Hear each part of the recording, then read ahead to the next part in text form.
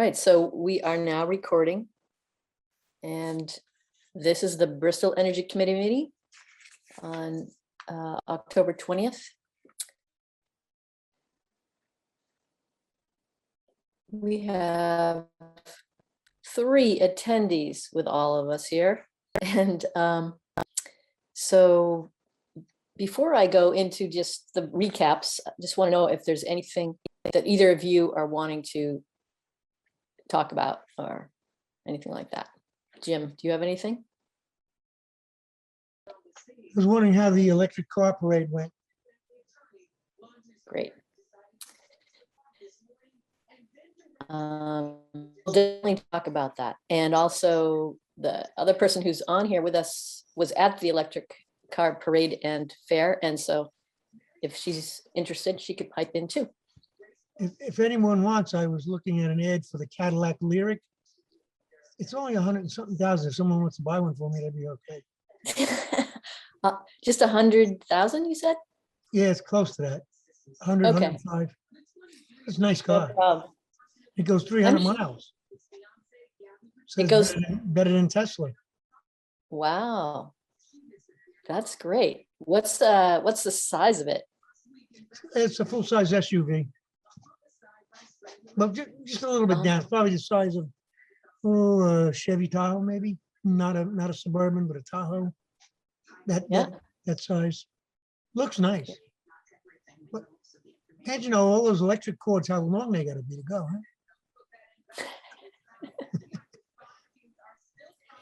So, Jim, why weren't you there at the fair? It would have been Well, so good to have you. It was my birthday weekend and we had my whole family up, so that Okay. takes preference. Yeah, I get it. Well, I'm sorry we missed you. It was a great opportunity to try out any of the cars you wanted. You know, some guy had a Tesla there, and there were different Leafs, different model Nissan Leafs. Mhm. They all have hatchbacks. They're smaller. Then there's a Bolt, Chevy Bolt. That is a little more solid, a little bigger, has a hatchback. And then there was the Hyundai Kona, which people are really liking also, as well as the Bolt. I got to drive the Bolt, and that was fun, and to drive that in the parade. Mhm. All of those cars. Yeah, are I think, a lot of those cars are so small. And yeah, it's it really depends on what very- you're they're used very to, expensive. what you want. to repair. They're very expensive. And when those batteries wear out, we're talking about lithium batteries. Where do we get them from? China. Well, It's a major well, problem. here's, yeah. Yeah, the lithium is a problem, you're saying. You know, hydrogen powered cars would be really the way to go when on water. Yeah, But they haven't been able to develop that yet. That'll come Yeah. someday. yeah. So I just want to share a little bit that I've learned and also saw at this fair, and that is a friend of mine wanted to buy this Kona. She really looked into it, she and her husband. And it's a pretty good size for someone who's used to a small car. You know, they can put their bikes in and they can haul things around, that kind of thing. And it was a $30,000 car, and with various incentives, it cost them $16,000. So they have a brand new Kona for $16,000, and the battery supposedly it's warranted for a very long time, like the life of the car or something. I mean, it's not that often that you have to replace a battery in one of those cars. I'm just admitting someone who just showed up again. Okay. And so that was exciting to learn more about that car. Another thing is the repairs.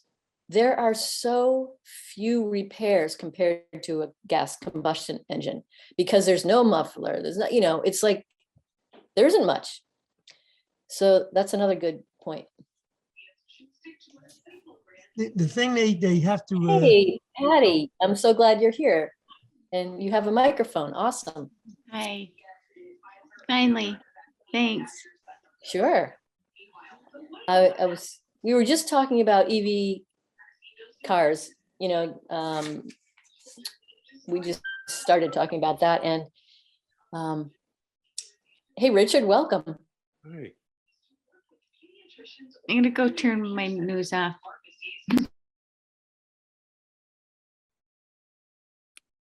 Okay.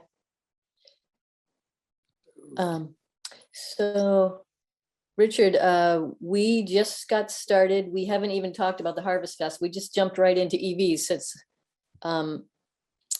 there's only a few of us on, and Jim was interested in talking about it, and I was, so we're just talking about the Kona.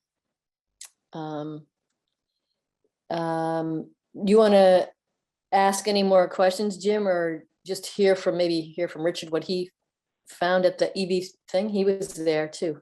No, I'm good. Thank you. All right, well, we talked about the Kona. I think John just arrived. Is that you, John? Hello, Sally. Yes, Sally. Good evening. Great. Good evening. There are now a total of 5 of us. Patricia Hunt is on as well, and we can't see her right now. But anyway, there's 5 of us here. Mhm. So we just talked a little bit about the Kona, which is one of the newer models at the EV fair, and people are really liking that car. Well, Patty could actually tell us if she wanted to about her experience with, let's see, it was a Nissan Leaf. Do you have any interest in talking about that, Patty? Or are you more? Yeah, I can. I was trying to find some questions that my brother asked me. I was really excited about the car. I took it for a ride, and the woman that is leasing it and wanted to sell it was telling me a lot about it. And I was like on the edge. I was like ready to buy it, and thinking that my car was done in. And then I called my brother up just to get some transportation in the meantime. And he was very against it. And I got really upset, and we got off the phone. And so then the next day, I called him, and I said, you know, you had all these concerns about the electric vehicle. I want you to tell me what they are, so that I can research them. He had said, you know, I think you need to do a lot of research before you invest in an electric car. Bless you. And then I found out that my car was going to be able to be repaired, which I was relieved, because I do want to buy an electric car at some point, but it was a surprise to me. You know, I was thinking maybe in 2 years, but I liked with the car that, you know, that you didn't have to use the brake. And I think, I don't know the terminology, but then when, that if you don't use the brake, but you just pull your foot off the accelerator, I think that you somehow are getting more Generating generating electricity. Yeah. Yes. And gosh, I can't think of all the things I liked about it. I mean, some of it was just that my car is a 2009, and this car had, you know, things like a navigation system and some things that that I probably wouldn't know how to use if I had one, but I thought, well, that would be a start to have one. But it just, you know, I am very excited about the possibility of getting an electric car, because I hate using the gas. And I was trying to find the questions, because I thought that maybe somebody there at the meeting could answer them, but I'm sorry, Sally. I'm kind of Yeah. just going on. I don't, That's fine. Yeah, no worries. There's, this is a pretty casual meeting tonight, you know, we don't have much to talk about. And so we'll just go with the flow here. okay, So- well, I was, I know that the woman that was leasing the car, she said that she had loved it. And it just gave me a good feeling to think that I could be, you know, in a position that I wasn't having to use gas. One of my concerns was, though, was about the charging, setting up the charging station, and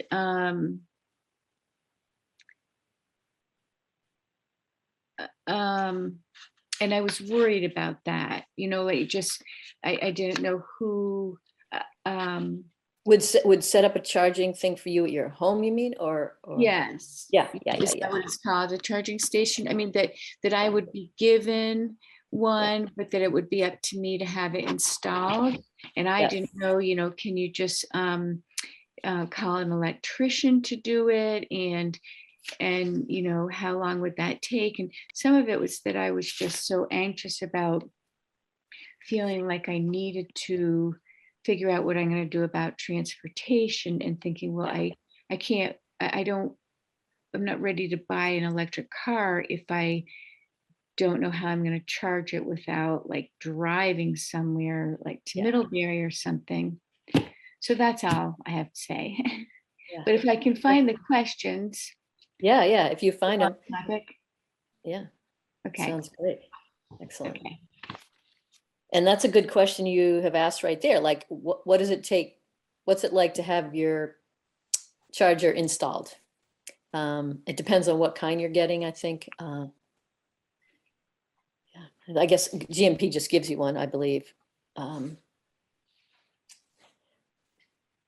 There's also a type where you can just have a certain like voltage outlet that you can just plug into. Like you could plug it into any outlet and you just have to wait a long time if you have not a lot of voltage there. I mean, there's a 110 that would take you a long time. And then what is it, 220 or 2 something, 240? I don't know what it is, but that would take, half as much time or something. And then there's a charger, an actual charger that'll charge it faster. So those are possibilities. Yeah, I don't have an outside outlet because I guess I realized that was okay. So I found the questions. Great. Are you ready to go on to something else, Sally, or do you want me No, let's go with where we're at. Okay. Okay. So one is, our electrical infrastructure adequate to support the number of cars the government is? Well, then I wrote support again. The government is, I don't know what that word's supposed to be is. This was a big question. This was a question he had that I wondered too. What happens to the batteries when they're no longer good? And where does the lithium come from and how is it mined? You know, his concern was that it was being mined by, he said, like the blood diamonds or something like that. He asked about the life expectancy of the vehicles, and the total cost per mile for an electric car versus a petroleum-based car. Yeah, good questions. Very good. Yeah. I'm just jotting things down so I can ask someone sometime if I don't know, which I probably don't know most of these. I mean, I've heard about cost per mile regarding energy, like if it's $3 per, well, for, let's see, what is it, a gallon? They often go by gallon. If it's $3 for a gallon of gas, it's $1 for an EV to go that far, something like that.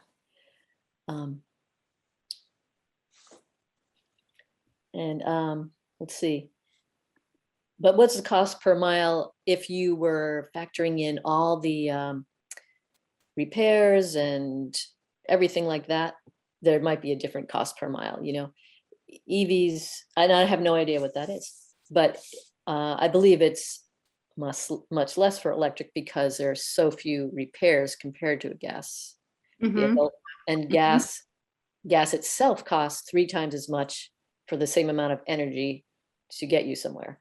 So I think once you buy it, your costs are less, a fair bit less. Just like with if you buy an electric mower, they're more expensive up front, but then you hardly have to put any money into them later. You know, it's costs hardly anything to run them with electricity. And there are rarely ever repairs. And the battery usually goes for the life of the machine. So those are some of the things, but I don't know numbers, you know, exactly. Yeah, I mean, if you like the life expectancy of the vehicle, even though the fuel or whatever gets the car to go, if you pay a lot of money for the car to begin with and it only lasts 5 years, then it doesn't really matter how much you're paying, you know, to get it to go, Yes. because in the end, it's not a good deal. Do you know what I mean? If the car doesn't last Totally. very Very long. good question. Yeah. Well, that's a good question. That is really important to get an idea of the lifespan of electric vehicles. And it's probably a little harder now because they haven't been on the road as long. Yeah, to know that. how long have they been on the road? They're kind of new in my world, but I think Yeah. it's been happening for a while. Yeah, there certainly have been hybrids for quite a while, Mhm. you know, but they're using gas, so that's a little different. You know, I'm sure there are differences in how long they last. Well, I'm not sure, but I wonder if yeah, if there's information on that.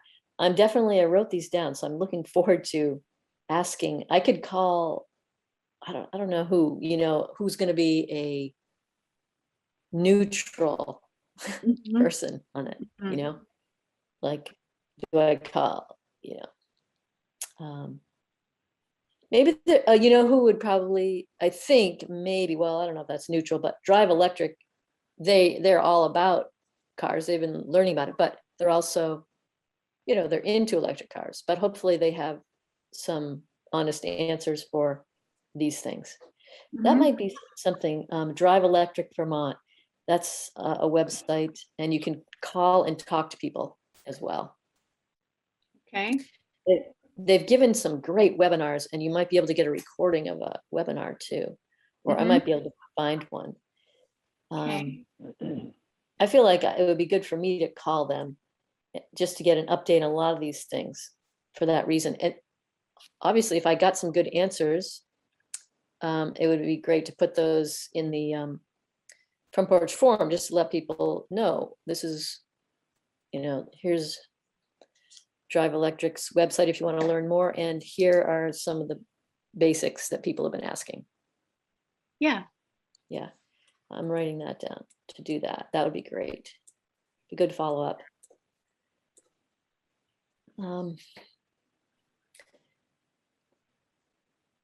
Let's see, what are the, and yeah, how's the lithium mined and how is the battery disposed of? Those are good questions. And what's the life of the batteries? And it's going to be different with different cars, I imagine, different brands. Mhm. Yeah.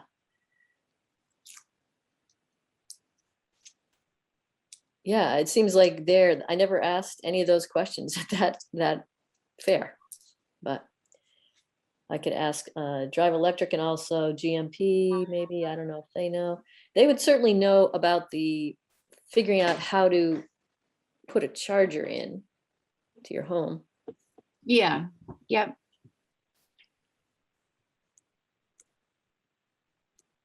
And it probably is an electrician.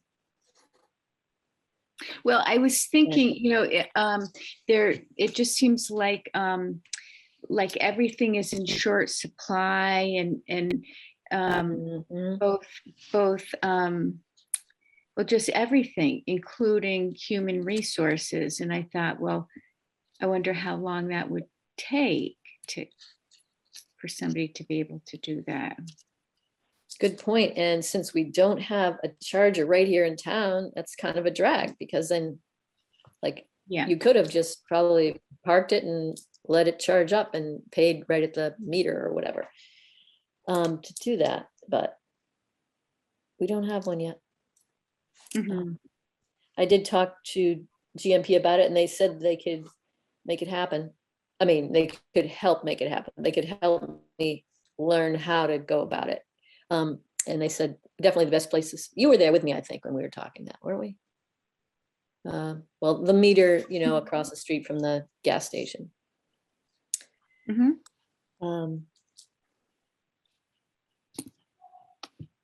Yeah. And there are a couple of ways to have people pay. Either the town gets some kind of a software so that some people put in a card and they pay for it, and others can charge on it. And what happens there?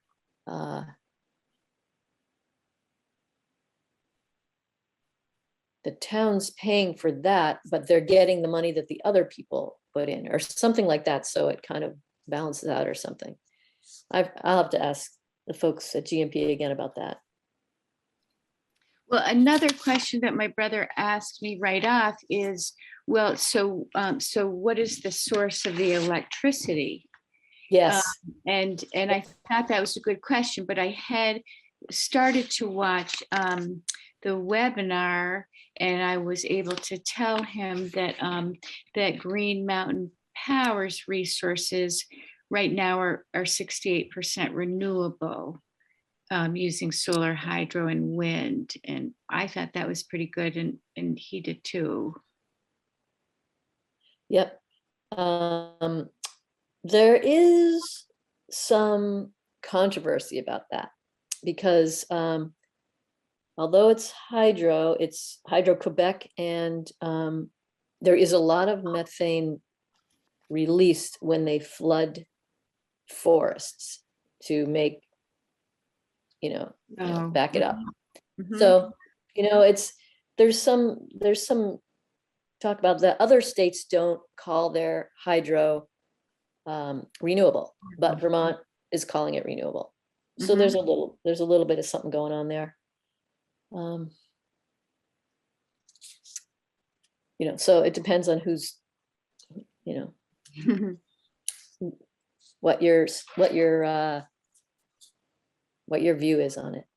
Mhm. And I'm sure this stuff is being talked about these days, I think, at the Climate Council. People are back and forth, different people talking about different things about that, to try to get it as clean as possible. But that's another great question. The source of the electricity. Writing that Well, down. I thought, well, gosh, if I had bought into the system going on the old dump, Yeah. Mm, Yep. You'd be contributing to local yeah, renewable energy. Yep. yeah. Um,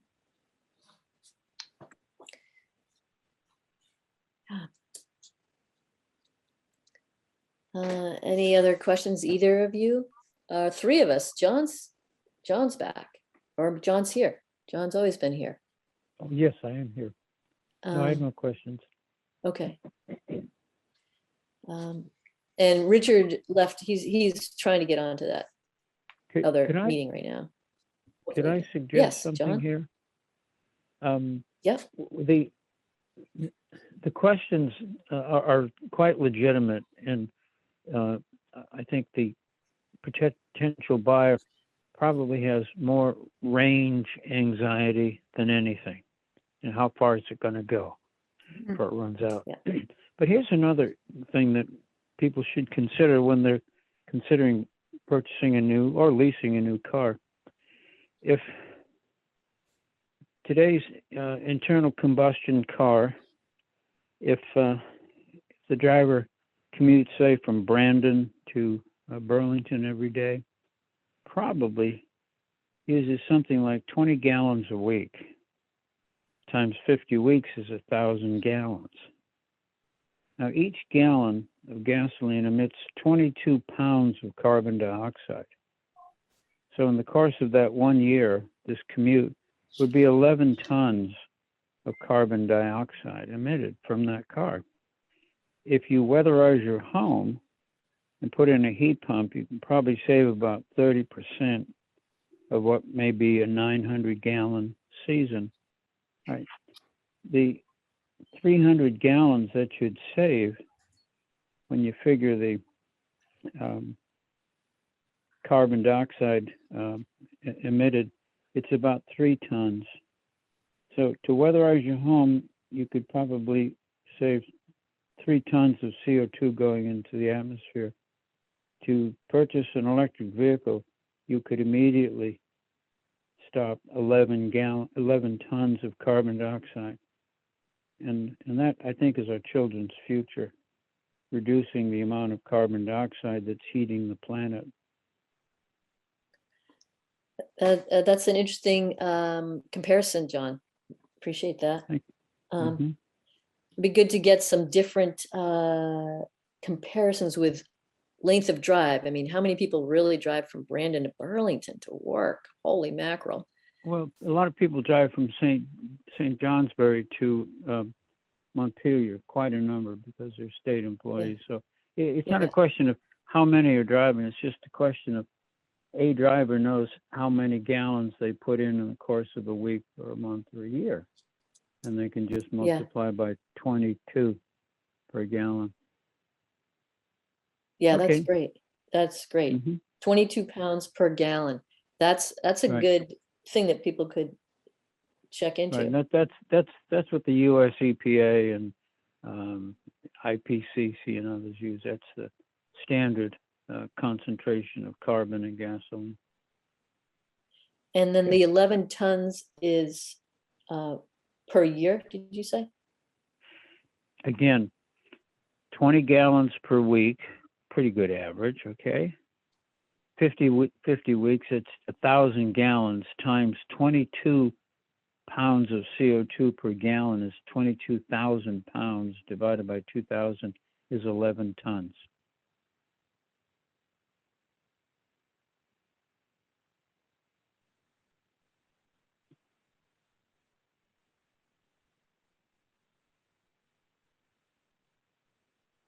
Hello?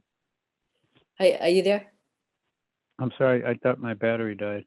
Yeah, I think it might have done something. I didn't hear you all of a sudden, but Oh, right. No, I finished my little math quiz.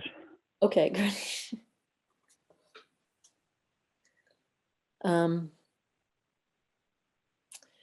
Yeah, and we were just talking about what goes into the electricity that is going into cars. So 65% of it's renewable, 35% is something else.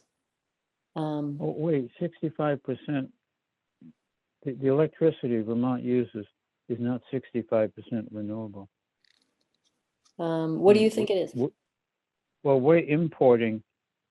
You see, Vermont doesn't have enough generating capacity to meet all of its electric needs.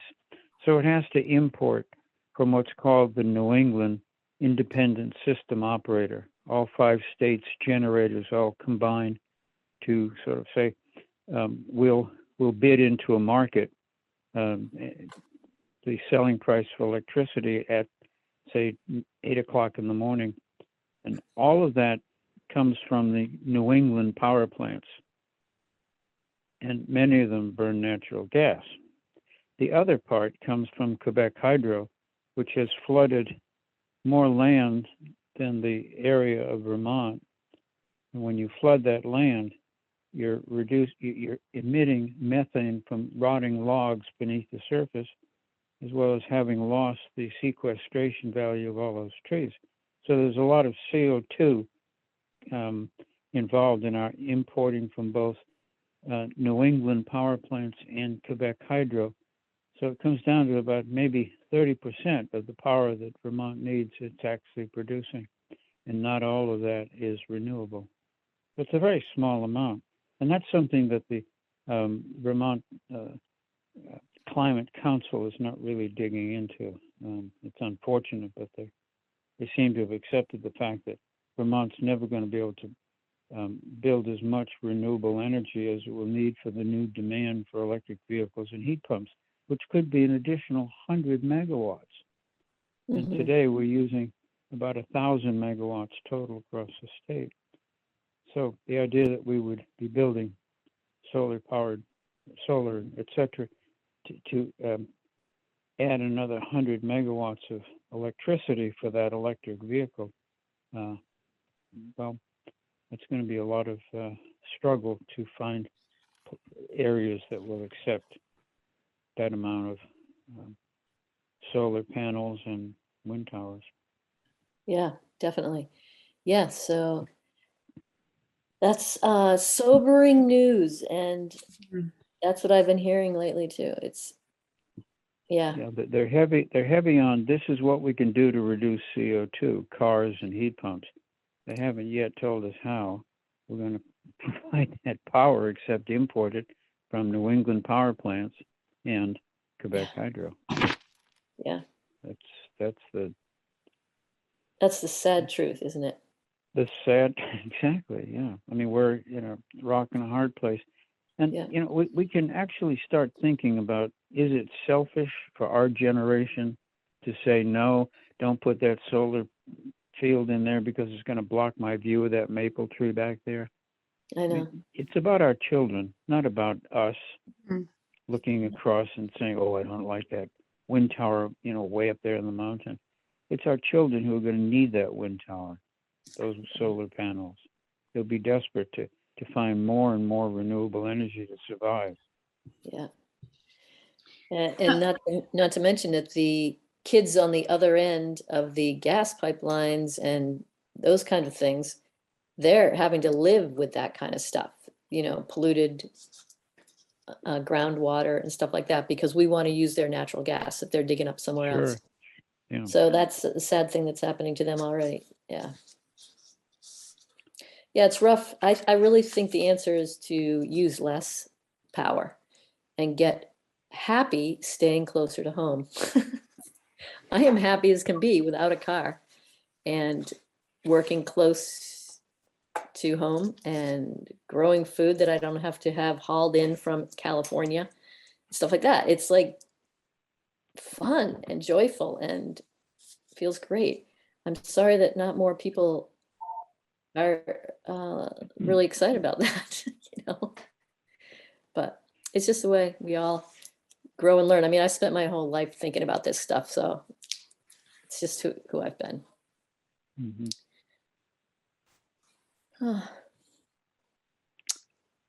Well,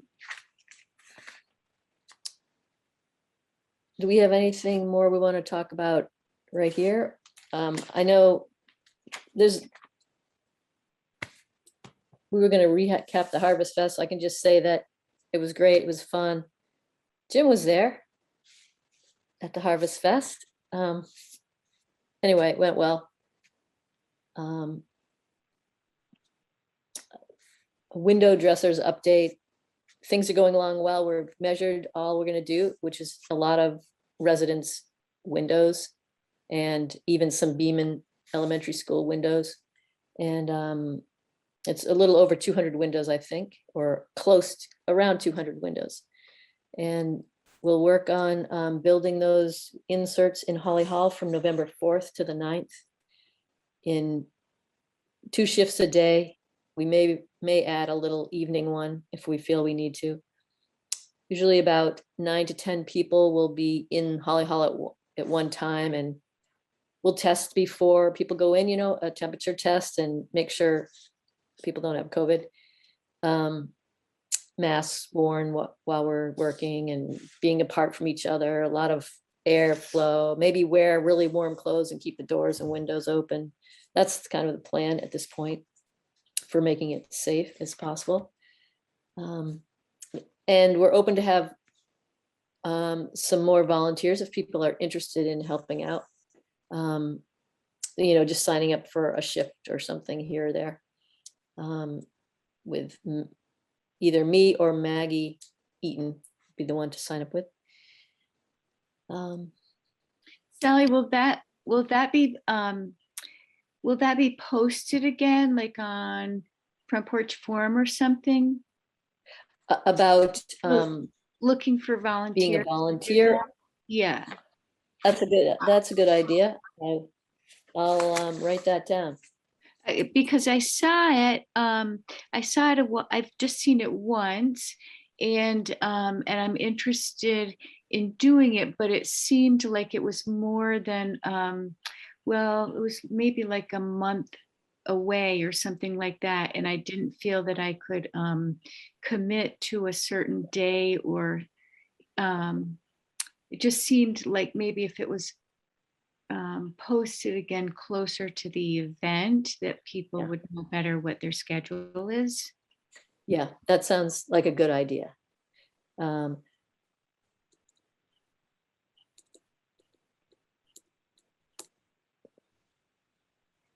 Great. I'm writing that down. Great.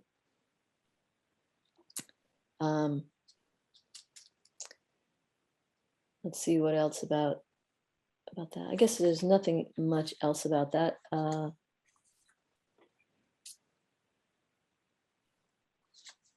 So then we were going to do a roundtable. It's so small here tonight. We're just sort of going by the cuff. So, John, did you wanted to talk about something, or does this seem like there's only two of us from the the energy committee? So, but there are 4 people here, so it's kind of a roundtable if we want to talk about anything else.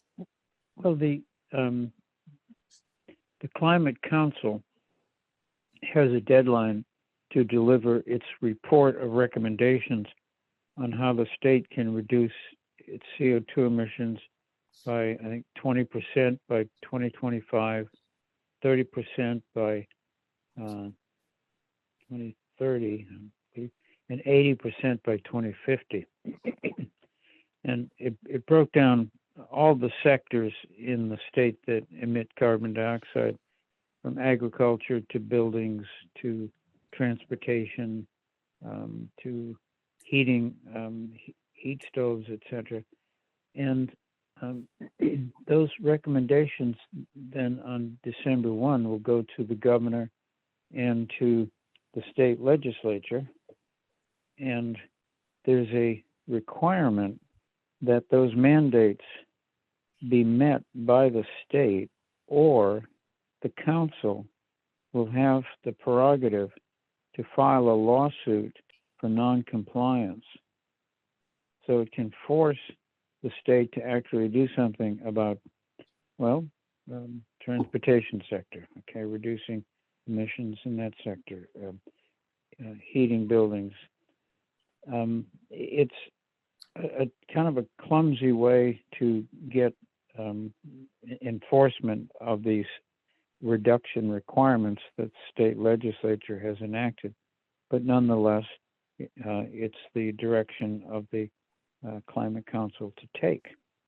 Well, when I start looking at some of the findings and submittals by the various subcommittees, again, and I think I said this earlier, I see a lot of focus on this is what we can do. We can electrify Vermont, and particularly its transportation and buildings sectors, electrify them. That's a marvelous thing, because that electrification is going to replace a fossil fuel for heating or for driving. Sort of, except that if it's coming from fossil fuel, it's not. Well, see, yeah, so that and that's what I'm coming to. Okay, sorry. When another subcommittee is trying to suss out how the state can be really transparent about how much carbon dioxide it's responsible for, you see, and not just emitting, but responsible for.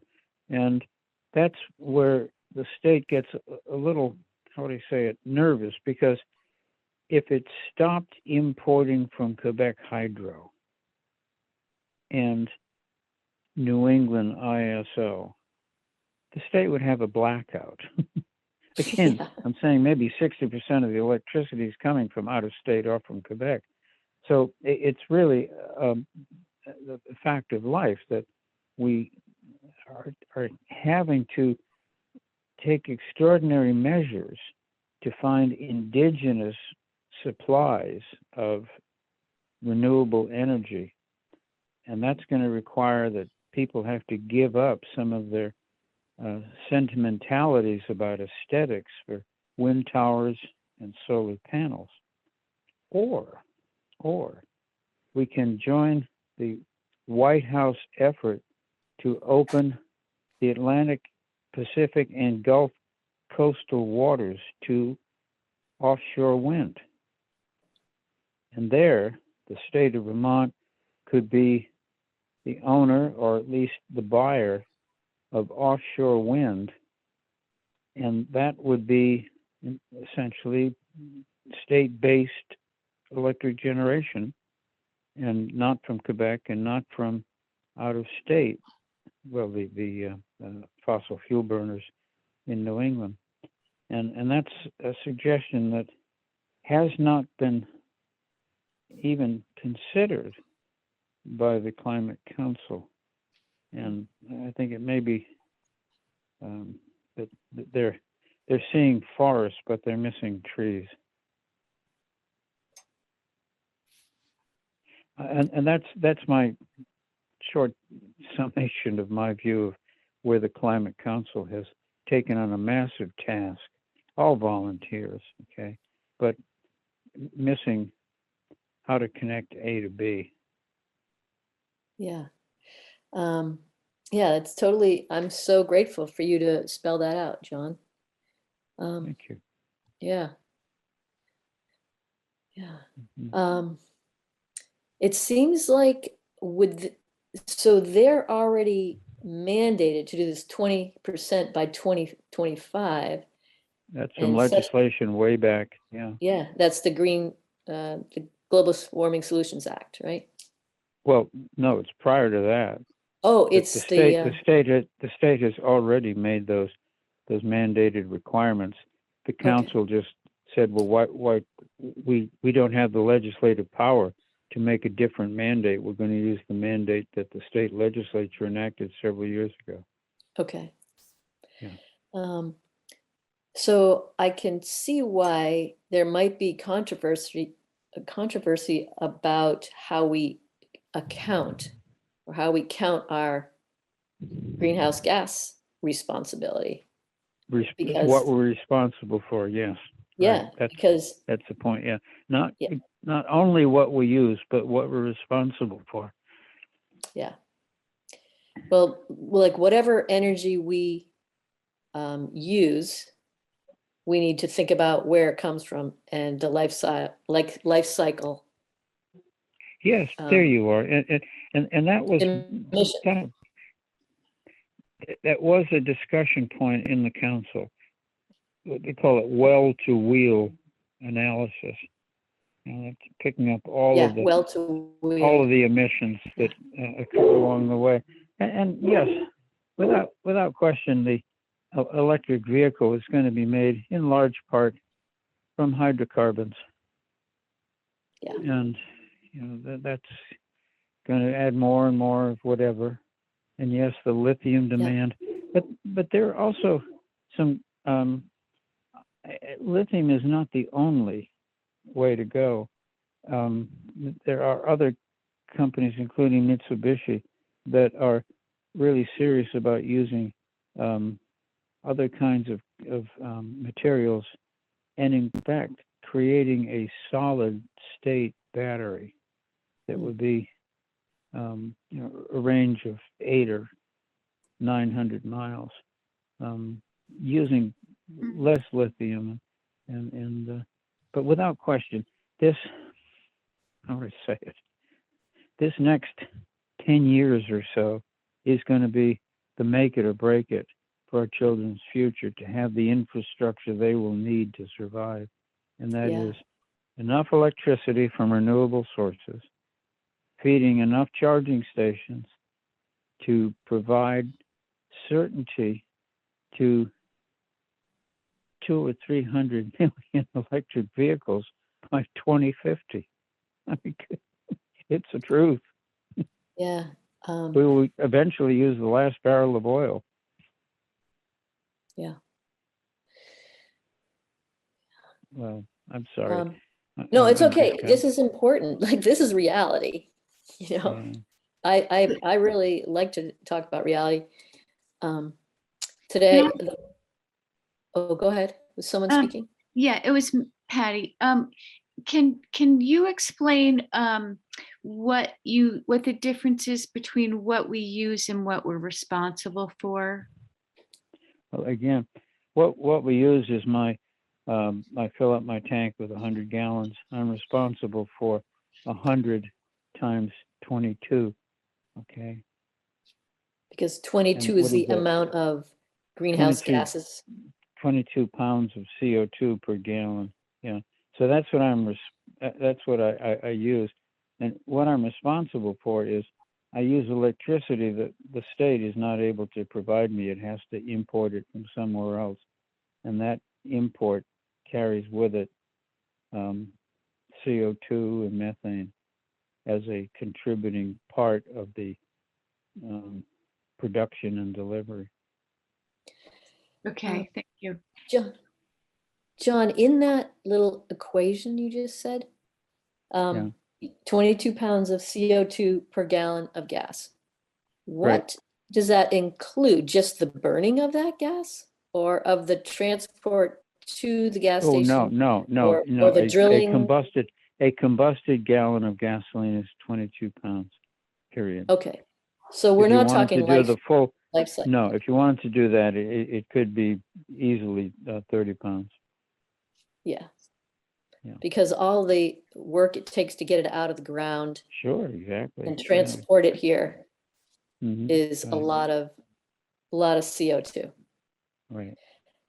And that's what Yeah. we're talking about with hydro. If you're going to talk about Hydro Quebec, do you talk about what happens up in Canada if you want water to, hydropower? Are you just, what are you paying for? What's the cost of that? Yeah. And In this, CO2, yeah. particularly for Well, Hydro Quebec, interesting. the chemistry of all this has been pretty well studied and monitored and published. And I can't recall the name of the gentleman. Harvard University, we did an extensive study with methane and carbon dioxide and arsenic contributed into the environment by flooding. John, I can't hear you very well. Oh, I'm sorry. Excuse me. I missed a I'm lot of sorry. that. It got a little garbly. I was holding the phone at the wrong place. Yeah, Okay. I'm just saying it has been quite well researched by professionals and academics what amount of carbon dioxide and methane and arsenic are contributed by these massive impoundments in Canada and Labrador. I mean, they down to grams per kilowatt hour.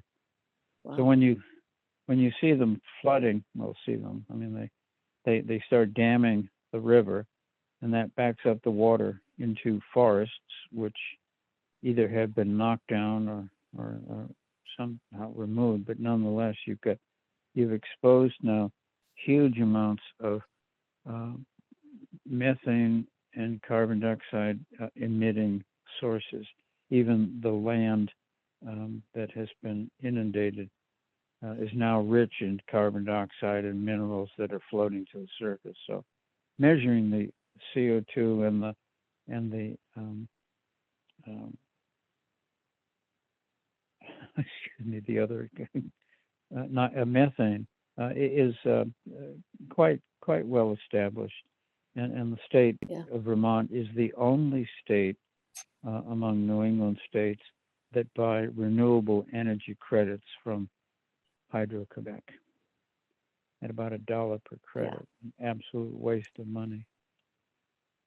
But it's the way that Vermont can say, well, we've saved all. You Yeah. see, that Quebec Hydro is a renewable, so that counts for us having that as our, put it in our renewables column. The only state Yeah. that does that. And it's GMP that does that, or all Oh, our GNP. utilities? I'm sorry. It's GNP. Yeah. I said the state. Thank you, Sally. That's a good correction. It's GMP that provides, that buys RECs, renewable energy Buys- credits, Quebec Yeah. Hydro, and Wow. a bit of a pulling the wool over your eyes. Yeah. But we're hostages. I know. We are, because we refuse to build what we can on land Yeah. that people would say, oh, that's precious land. Get a broken down old Yeah, barn and we on could it, put but solar on it. sure. Yeah, we could put, But we could that's put what our solar children on will it. decide. You see, when it's their turn and it's their town council, they're going to say, put the damn thing up and hurry.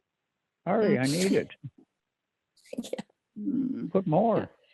And I really think it would be great if solar and local agriculture happened together, like sheep on Mm. land with solar panels and with some really good vegetable growing and beans or whatever people want to eat, or cattle, or, like really. So we eat food and they're both local. Well, Rather than hauling in food from like around the world. yeah. and But all we that. have, Oh, well. I can tell you, Sally, I have a greenhouse, but we have a pretty rough growing season up here in Vermont. And it's very Yeah. short. And once you've picked the Yeah. squash, that's it. You wait till next year to pick it again. See, or you Yeah. just go up to Shaw's and buy what you need. It's unfortunate, but again, there's another reality. Yes, eat local, but only when it's available. Yeah. I do eat mainly local, but if everyone was eating mainly local, then it would be a lot more farms would have to come into production. Sure. Yeah. Or hydroponics. Mm. You can have it year round. Yeah. Sally, I'm going to have to say goodnight. Yeah. I think it's a fine time. Maybe it's time for all of us to say goodnight. How's everyone? Anyone have any other questions they want to talk about, or any things? I have a lot of Any- questions. Okay. No, but they're they're not things that can be answered tonight. They're just things well- that had been brought to my attention. When I told my brother, well, Green Mountain Power, their resources are 68% renewable, and then I find out that really, in fact, they're counting something as renewable that's not really renewable. It just gets me thinking about just so many things, I guess, and Totally. there's so much that I don't understand really, that I Well, it's I politics. want. Yeah. Absolutely politics. You've got the state legislature that's going to have to tell the Public Utilities Commission to ease up on permitting solar panels and wind towers, because we need them. And people are objecting for aesthetic reasons, and that's no way to stop what we need in the future for our children. So it's politics. So what they say is, look, we have a guarantee we'll always be able to keep the lights on in Vermont, because we have neighbors who have adequate generating capacity to meet the shortfall here in Vermont. That's politics. If politicians said, "Well, I'm opposed to importing power," well, are you supporting blackouts? No. Well, we have to import power. There. I mean, that's the real life of this. We're not necessarily being lied to because it's all on public record. It's just that we're being kind of led along to believe that we're going to meet the state's CO2 emissions ceiling because we'll be buying RECs from a source that emits methane and carbon dioxide. But what else can we do? You want to shut down our economy?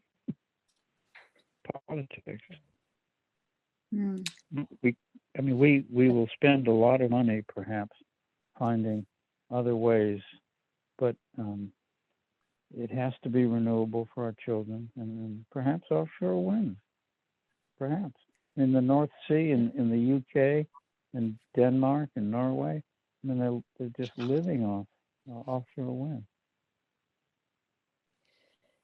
With such a conundrum, it seems like we could figure out how to just use less energy, I'm not sure. That's such an individual thing, and there are 600,000 of us we have to educate, and there are 5 of us on this phone call. So I Yeah. appreciate what you're saying, Sally. Yeah. That is the golden rule: use less. Yeah. But those are. Yeah. Well, we've been brought up Okay. to want to do more and more and more and get as far as you can go and do as much as you can. And, so we've all grown up with that. And that's just kind of the American way of life. Kind of, Um, yeah. Yeah. Sally, thank you for your time, and I'm going to say goodnight. Yeah. Yeah. Thank you so much, John, for All right. sharing your insights and just all your knowledge from what you've been The learning. gloom and doom of it all. Yes. Okay. All right. Good night. Good night. Good night, Patty. Great to hear you and have your questions and all that.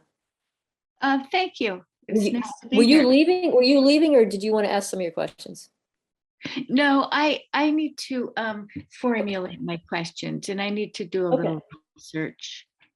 But Okay. I also just wanted to say, since you're there, I was going to send you an email that when I get my car back, if you want to borrow it, you're welcome to it. And they said Thank you maybe so much. they said maybe Friday I'll have it back. That's so nice. That's great. I know. I Okay. talked to someone at GMP, and I may be able to borrow a car for a few days just to experiment with an electric vehicle. Oh, Next cool. week. Great. So, That's yeah. great. Okay, Yeah. well, you know how to get a hold of me. If you Okay, great, Patty. Thank you so much. I will be in touch. Okay. Hope the car comes back to you in good shape. Me too. Thank you. Good night. Good night, Jim. Good night, Patty.